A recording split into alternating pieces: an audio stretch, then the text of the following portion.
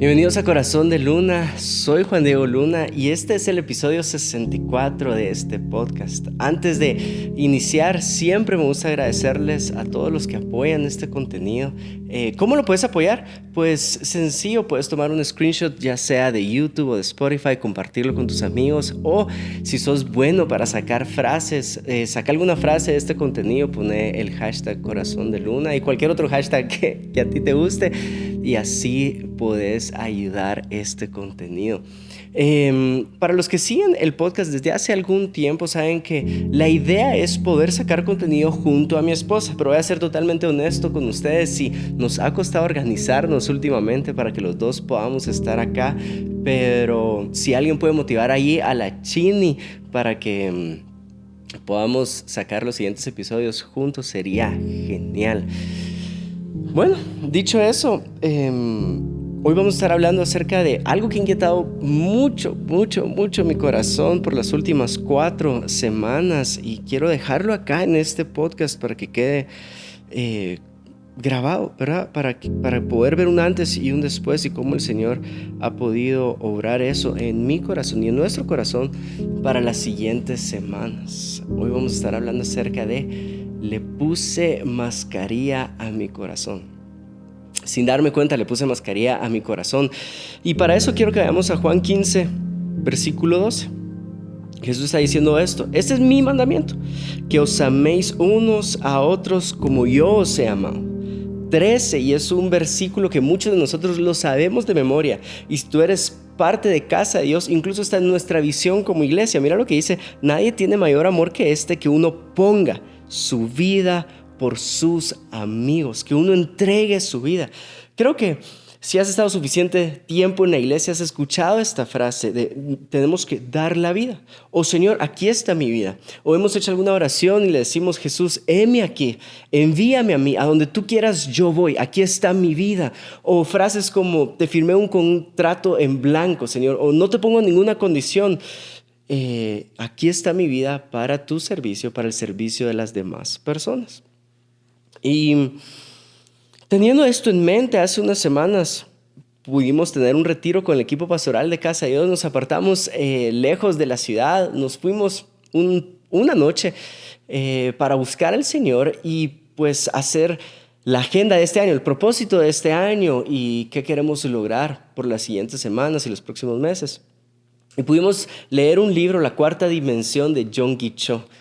Y agarramos el capítulo 4, si no estoy mal, donde Yonggi Cho, si no sabes quién es Yonggi Cho fue el primer pastor a nivel mundial de llegar a 1 millón de miembros. Cuando él escribe La Cuarta Dimensión, si no estoy mal, había llegado a no sé cuántos de miles de personas. Si no estoy mal, eran como 70,000 personas en sus diferentes iglesias.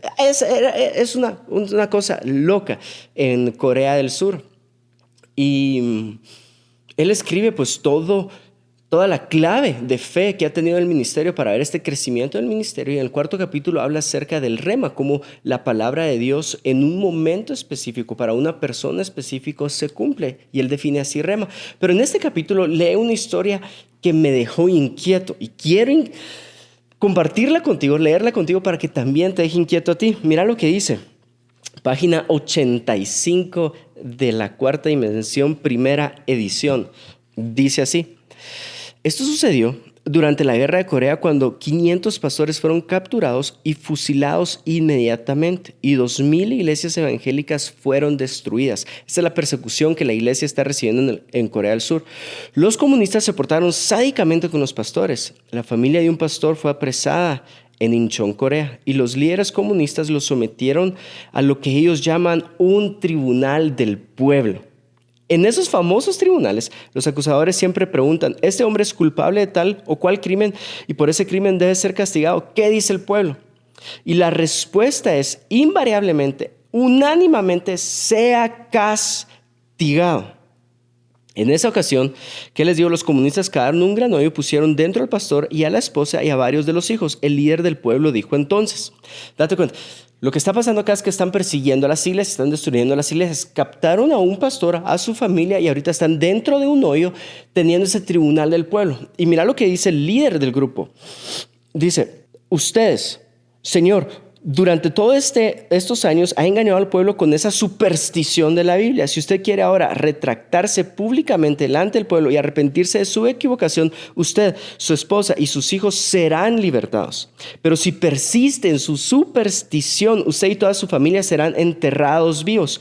Adopte usted su decisión. Prácticamente le estaban pidiendo que negara a Jesús y negara la enseñanza de la Biblia. Los hijos dentro del hoyo comenzaron a llorar diciendo, papi, piensa en nosotros. El autor hace una pausa y te dice, piensen en eso, amigos y hermanos míos. ¿Qué hubiéramos hecho nosotros en su lugar? Yo soy padre, está diciendo el autor, yo soy padre de 3 hijos y prefiero ser arrojado al fuego antes que verlos sufrir tan inicuamente. Este padre fue conmovido profundamente, se adelantó y le dijo a la persona, sí, voy a negar mí. Pero antes que pudiera terminar su frase, la madre gritó, mi amor, di que no. Y dirigiéndose a los hijos, esa valiente mujer dijo, cállense chicos, esta noche vamos a cenar con el Rey de Reyes y Señor de Señores. La misma madre comenzó a cantar y a guiar a sus hijos en el himno. En presencia de Cristo voy a estar. Su rostro voy a ver. Cuando al fin en plena gloria mi alma le contemplará. Al final todos se unieron en el canto triunfal. Los comunistas comenzaron a echar paladas de tierra. Pronto los hijos quedaron cubiertos hasta el cuello. Estoy leyendo esta historia en el retiro con los pastores y el Espíritu Santo me habla, porque cuando el autor hace una pausa y dice, piensen en eso ahora ustedes, yo pienso en eso, tengo un hijo, José Juan, mi hija María Emilia van a nacer a finales de abril y estoy pensando, yo no le haría eso a mi hijo, yo me echaría una de Pedro, le diría, lo negaría y le diría, Señor, pues tú perdonaste a Pedro, te negó 3 veces y riéndome de una forma muy amigable con el Espíritu Santo, le digo, ay Jesús, yo sé que tú me perdonarías, ¿verdad? Y de la misma forma el Espíritu Santo me responde con esas risas amigables y me dice, pero tú no me negarías, ¿verdad? Cambia el ambiente en el cuarto donde estoy y el Espíritu Santo pregunta a mi corazón, hijo, ¿todavía estás dispuesto a dar tu vida por mí? Te puedo hacer esa pregunta a ti que estás escuchando. ¿Todavía estamos dispuestos a dar la vida por Jesús? Este mandamiento nos da, ámense los unos a los otros como yo los he amado y den la vida por sus amigos. Este versículo está en medio de toda una enseñanza que Jesús está diciendo en Juan 15, donde Él está diciendo que nosotros somos parte de la vid y que el Espíritu, que Jesús es la vid, y nosotros estamos unidos a Jesús y que Dios es el labrador. Y que Él corta. Y esta es la palabra de Jesús que poda a nuestros corazones para que llevemos mucho fruto, para que demos fruto, para que conozcáis que en esto somos sus discípulos. ¿Cómo sabemos que seguimos a Jesús? Porque ustedes se aman los unos a los otros. ¿De qué forma? De la misma forma que Jesús nos amó, dando la vida los unos por los otros. Entonces, imagínate que lo que Jesús está haciendo acá está creando un árbol nuevo. Y regresémonos al Génesis, es esta nueva creación, este árbol. Y este árbol que está creando se llama iglesia. Y tal vez el tronco es grande como una ceiba y las ramas somos nosotros. Y nosotros que damos su fruto. ¿Cómo sabemos que damos mucho fruto? Pues así se reconoce el fruto. Que nos amamos los unos a los otros. ¿Alguna vez te has hecho esa pregunta? Cuando Jesús dice, quiero que lleves mucho fruto. A ver, Juan Diego, quiero que lleves mucho fruto. ¿Qué significa esto de llevar mucho fruto? Si Él me dice, quiero que lleves mucho fruto en este podcast, ¿qué significa llevar mucho fruto? ¿Qué significa que tú con tu empresa, con tu familia, lleves mucho fruto? ¿Qué es lo que Jesús realmente está diciendo con que quiero que lleven mucho fruto? ¿Será que está diciendo que tengas muchas empresas? ¿Será que estás diciendo que tengas muchas vistas en YouTube? ¿O qué realmente está diciendo que lleves mucho fruto? Pues Él lo explica. Esto es mucho fruto. Que cada vez que tú hagas algo, nazca de esta razón pura, espiritual del reino de los cielos, que se llama dar la vida por los amigos. Un nuevo mandamiento les doy: que den la vida por sus amigos. Un mensaje a los amigos por otros, unos por otros. Y cuando te das cuenta, la Biblia está llena de estas historias. Cuando alguien está dispuesto a dar la vida por alguien más, provoca una ola de milagros, como Naamán. Cuando la sierva vio la lepra, ella propuso una solución: que fuera con el profeta. La esposa ayudó también a Naamán, su jefe ayudó, sus subordinados ayudaron todos, agregaron un poco para que Naamán pudiera haber un milagro. Como los amigos cuando bajaron del techo en una casa, fueron 4 que provocaron el milagro en un paralítico, unos dando la vida por otros, ¿sí? Y yo sí creo que nosotros podemos provocar esta ola de milagros cuando nos movamos para dar la vida por otros. Y solo tenemos que acercarnos un poquito más a las personas que amamos. Hay 2 historias con las cuales el Espíritu Santo me ha estado inquietando con esta frase: Juan Diego, ¿todavía estás dispuesto a dar la vida por los amigos? Y la primera te conté fue este pasaje que leí, o esta historia que leí en La Cuarta Dimensión de Yonggi Cho. Pero unas semanas atrás me pasó algo impactante, podría decir. Íbamos en el carro con mi esposa. Y mi esposa es la que maneja. A mí no me gusta manejar. Ella está manejando. Tenemos una llamada en el Bluetooth del carro con una persona que le andábamos trayendo consuelo porque estaba viviendo un momento de luto. Le estábamos preguntando cómo estaba, cómo había vivido ese proceso, en qué podíamos ayudar a esta persona. Mi esposa va manejando y a media llamada hace un grito para adentro. ¿Sabes cómo son esos que hacen? Se asusta. No puede gritar porque estamos teniendo una llamada seria con la otra persona. No podemos interrumpir la conversación. Yo volteo a ver para saber qué fue lo que llamó la atención a mi esposa y puedo ver cómo una moto termina de caer en el suelo y una mujer se queda postrada en el pavimento. No se mueve la mujer. Uno sabe que algo malo había pasado porque normalmente en esos accidentes la persona se levanta rápido y empieza a sobarse o empieza a quitarse el polvo de encima o a buscar si tiene alguna herida, pero no fue el caso. Quedó totalmente postrada en el pavimento. Mi esposa se voltea a mí y me hace esa mirada con ojos de: ¿vas a ir a asistirla? ¿Y cómo les explico que yo me quedé paralizado, quieto? No me movía. En ese momento la persona que estaba en la llamada se dio cuenta que estábamos distraídos. Le explicamos: acabamos de ver un accidente, perdón, te vamos a devolver la llamada en un ratito. Mi esposa cuelga la llamada, me sigue haciendo sus ojos y me pregunta: ¿vas a ir a asistirla? Yo en ese momento tomo la mascarilla que está ahí en las cosas del carro, me la pongo y bajo a ayudar a la persona. Más adelante les voy a explicar por qué me quedé estático. Llego con esa persona, si bien recuerdo se llamaba Claudia. Me acerco, le pregunto: ¿cómo te llamas? Gracias a Dios, responde la mujer. Me dice: Claudia, ¿te duele algo? Me dice: mi cabeza y mi cadera. Por alguna razón sé que si no tengo esta preparación médica o esta preparación de primeros auxilios, prefiero no mover a la persona hasta que lleguen los bomberos. Al rato se empezaron a juntar, ya habían como 5 personas. Uno de ellos llamó a los bomberos. Uno de ellos era de la iglesia. Se acerca y me dice así entre dientes: pastor, ¿usted fue quien la aventó? Yo le digo: no fui yo. Ayudémosla.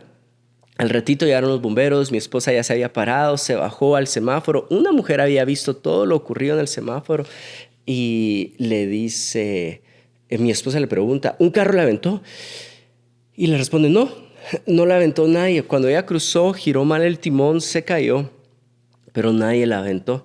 Y escucha esto, dice: gracias a Dios vino un muchacho de bigote que parecía un médico recién graduado. Y yo no soy ningún médico, pero agradezco que la mujer me haya dicho muchacho. Por lo menos me quitó un par de años encima. Y la mujer la levantaron, los bomberos, se fue.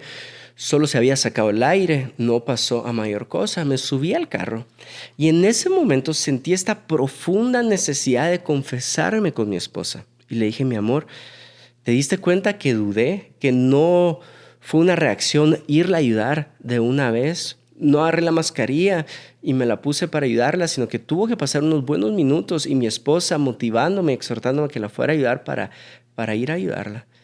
Y te quiero decir por qué. Cuando yo vi a esa mujer postrada en el pavimento, lo único que podía pensar era en lo siguiente.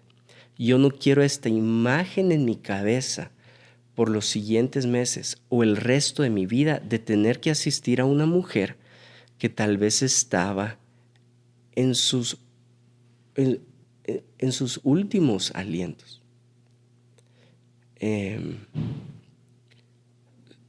Si puedo ser honesto contigo, solo estaba pensando en mí. Solo estaba pensando en mí. En lo que yo tenía que lidiar. En cómo mi mente iba a sufrir los siguientes meses. Yo no estaba pensando en la necesidad de esta mujer. Y por alguna razón, cuando tomé la mascarilla, pude ver como esta imagen. Dios hablándome a través de imágenes, como que si yo le estuviera poniendo una mascarilla a mi corazón. Y le puse una mascarilla a mi corazón sin darme cuenta. Estoy en el carro confesándome con mi esposa y es la segunda vez que el Espíritu de Dios me hace la pregunta en las últimas semanas. Juan Diego, ¿todavía estás dispuesto a dar la vida por los amigos? Y no te imaginas qué tanto me ha incomodado esa pregunta de parte del Espíritu Santo hacia mí. ¿Todavía estoy dispuesto a dar la vida por Él? ¿Todavía estoy dispuesto a dar la vida por los amigos? Pareciera que estaba pensando mucho en mí cuando le dije, Jesús, yo sé que tú me perdonarías si te negara como Pedro. Y Él, pero tú no me negarías, ¿verdad? Y esta vez donde el Espíritu me hace la pregunta, ¿todavía estás dispuesto a dar la vida por las demás personas? Me acerqué, me tuve que acercar. Y de una forma, los siguientes días, Dios me llevó a este versículo, a esta historia en Lucas 10:25, cuando le vuelve a decir a un maestro de la ley religiosa cuál es el mandamiento más importante. Con eso arrancamos, con eso seguimos, que demos la vida por los demás. Mira cómo reprende a este maestro por la ley religiosa, a este maestro de la ley religiosa. Cierto día, Lucas 10:25, un experto en la ley religiosa se levantó para probar a Jesús con la siguiente pregunta. Maestro, ¿qué debo hacer para heredar la vida eterna? Jesús contestó, ¿qué dice la ley de Moisés? ¿Cómo la interpretas? El hombre contestó, amarás al Señor tu Dios con todo tu corazón, con toda tu alma, con toda tu fuerza y con toda tu mente, y amarás al prójimo como a ti mismo. 28, correcto, haz esto y vivirás. El hombre quería justificar sus acciones, entonces le preguntó a Jesús, ¿y quién es el prójimo? ¿Y quién es el prójimo? Entonces viene Jesús y de una forma hermosa le cuenta esta historia, la historia del buen samaritano. Le dice, había un hombre que iba de camino, pero cuando iba de camino vinieron unos ladrones, lo asaltaron y lo dejaron medio muerto en el camino. Y pasó un sacerdote, si no estoy mal, y vio a la persona medio muerta, pero no lo quiso asistir y siguió de largo. Pasó alguien que también trabajaba en el templo, lo vio, pero no lo quiso asistir, no se quiso acercar a la persona y siguió de largo. Pero pasó este samaritano que vio a la persona que estaba medio muerta y se acercó y tomó lo que tenía de él, vino y aceite, curó sus heridas y lo llevó a un mesón y le dijo al mesonero, hazte cargo de él y cuando yo regrese te pagaré todo lo que gastes para cubrir la necesidad de él. Y le dijo, bueno, ¿quién te parece que mostró misericordia? Y el experto en la ley religiosa no pudo mencionar la palabra samaritano. Y te voy a explicar por qué. No pudo mencionar la palabra samaritano, solo dijo aquel que mostró compasión. El que mostró compasión, él fue el que dio la vida. Ya, haz esto y vivirás. Obviamente, esta historia toma diferente realidad para mi corazón por lo que acabo de vivir viendo a esta mujer en el suelo. Yo no me quise acercar porque no quería lidiar con lo que pensé que iba a lidiar, y tal vez me identifico más con ese sacerdote que se acercó y no quiso ensuciarse las manos. No quiso acercarse. Y te puedo dar 3 consejos. Ya voy a ir aterrizando esta enseñanza. Te puedo dar 3 consejos para que sigamos dando la vida por nuestros amigos. El primer consejo, o las 3 preguntas que puedes hacer hacia tus amigos, es lo siguiente. ¿Cómo estás? ¿Cómo estás? Creo yo que podríamos ser una mejor iglesia si preguntamos cómo estás más seguido. No un cómo estás para salir del paso, sino cómo realmente estás, cómo estás en tu matrimonio, cómo estás en tu economía. ¿Te puedo ayudar con algo? La segunda pregunta que puedes hacer,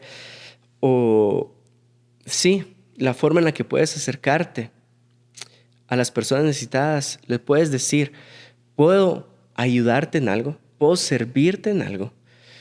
Si nosotros practicáramos eso de mejor forma, nos pondríamos en una posición para dar la vida por los amigos. ¿Puedo servirte en algo? En el proceso que estás pasando, ¿puedo servirte en algo? Y de la misma forma podemos ejemplificar este samaritano. Tengo algo en mis recursos que pueda poner a tu disposición. El samaritano sacó vino que tenía y sacó aceite que él tenía para curarle las heridas. Muchas veces tú y yo tenemos algo en nuestros recursos que podemos utilizar para el servicio de las demás personas. ¿Puedo servirte en algo? Y por último, la tercera pregunta que podemos hacer para seguir dando la vida por nuestros amigos es, ¿puedo acompañarte? En el proceso que estás viviendo, ¿puedo acompañarte? Tal vez me quedé sin recursos o no tengo los recursos que tú necesitas, pero ¿puedo acompañarte en medio de tus celebraciones? ¿Puedo acompañarte en medio de los lutos que estás viviendo? ¿Puedo acompañarte en el proceso que está viviendo tu matrimonio? ¿Puedo acompañarte en lo que estás viviendo? Ahora, si ponemos estas 3 preguntas en práctica en nuestra vida, vas a ver cómo seguimos y seguiremos siendo esta iglesia que pone este mandamiento, que es amar a las demás personas, amar a Dios, pero también amar a las personas como a nosotros mismos. Hay gente que le gusta sacar entre las parábolas esta tipología de Cristo Jesús. Un ejemplo es cuando un dueño de la vid mandó a un siervo, pero lo mataron. Mandó a otro siervo y dijo, a mi hijo no lo van a matar. Entonces en la tercera vez mandó a su hijo, igual lo mataron. Lo que está diciendo es, voy a enviar a Jesús. Envié a los profetas, pero no les hicieron caso. Voy a enviar a mi hijo y tampoco le van a hacer caso, lo van a entregar. Y ahí podemos ver cómo en esta parábola un ejemplo de Jesús. Pues esta gente también ve la historia del buen samaritano y ve quién es Cristo Jesús en esta parábola. Y algunos dicen que es ejemplo de este samaritano. ¿Por qué? Porque él fue el que se acercó a nosotros en nuestra peor condición, en la condición más oscura. Nosotros que fuimos destruidos no solamente por el enemigo, sino por nuestra condición pecaminosa, humana, que nos deja en el suelo. Y vino la ley y no pudo rescatarnos. Pasaron los que servían en el templo, pasaron estos sacrificios que se hacían en el templo, pero no fuimos cubiertos en justificación por estos sacrificios. Necesitábamos de un único sacrificio de Cristo Jesús, y se acerca a Él con el vino que representa la sangre que nos va a cubrir de todo pecado, que nos va a limpiar de todo pecado. Y no solo el vino, sino el aceite, que es el poder transformador del Espíritu Santo, la unción que hace que nos transformemos cada día de gloria en gloria a hacernos parecidos a Cristo Jesús. Es la imagen de Cristo Jesús en la parábola del buen samaritano, pero no se queda ahí. Dice que Jesús lo llevó al mesón, y hay algunos que dicen que ese mesón somos nosotros, la iglesia que está dispuesta a encargarse ¿de qué? De los gastos hasta que yo vuelva, dice el samaritano. Encárgate de los gastos hasta que yo vuelva. Y nosotros como iglesia estamos esperando su segunda venida, y somos nosotros quienes atendemos al necesitado hasta que Cristo Jesús vuelva. Y quiero terminar con lo siguiente. De alguna forma me identifico con el maestro de la ley religiosa cuando le preguntó a Jesús: ¿qué haré para obtener la vida eterna? Hace muchos meses me topé con alguien que no había visto en la iglesia. Y le dije: hey, ¿cómo estás? No te había visto hace un montón de tiempo, contame. Yo sabía que había pasado un proceso difícil en su vida, pero por respeto y porque él no me involucró en eso, nunca le pregunté cómo seguía, cómo había pasado, sino que solo supe de lejos que había pasado un momento difícil. Y entonces le dije: supe que pasaste un momento difícil, ¿cómo seguiste? Y cuando ya entramos en confianza, él me dijo: Juan Diego, ¿sabes qué fue lo que más me afectó durante este proceso? Que no me preguntaste cómo estaba. No te acercaste. Y en ese momento, los amigos del trabajo mostraron más cercanía que los amigos de la iglesia. Y eso partió mi corazón, desgarró mi corazón. Y de la misma forma que a mí me cuesta decir, los amigos del trabajo mostraron más cercanía, me identifico con el maestro de la ley religiosa cuando él no podía decir, el samaritano mostró más compasión, porque los judíos se creían superiores a los samaritanos. Y la iglesia es comunidad. La iglesia está fundamentada en esto hermoso, creado por Dios, que se llama amistad. Dios vio que no era bueno que el hombre estuviera solo y desde el principio formó una comunidad. Si tan solo nosotros pudiéramos hacer estas preguntas: ¿cómo estás? ¿Puedo apoyarte en algo? ¿Puedo acompañarte en tu proceso? Mostramos más ese corazón compasivo, el mismo corazón de Cristo Jesús. Y con esto termino, con la misma pregunta que el Espíritu Santo me ha estado inquietando por el último mes. ¿Todavía estás dispuesto a dar la vida por tus amigos? Dios te bendiga.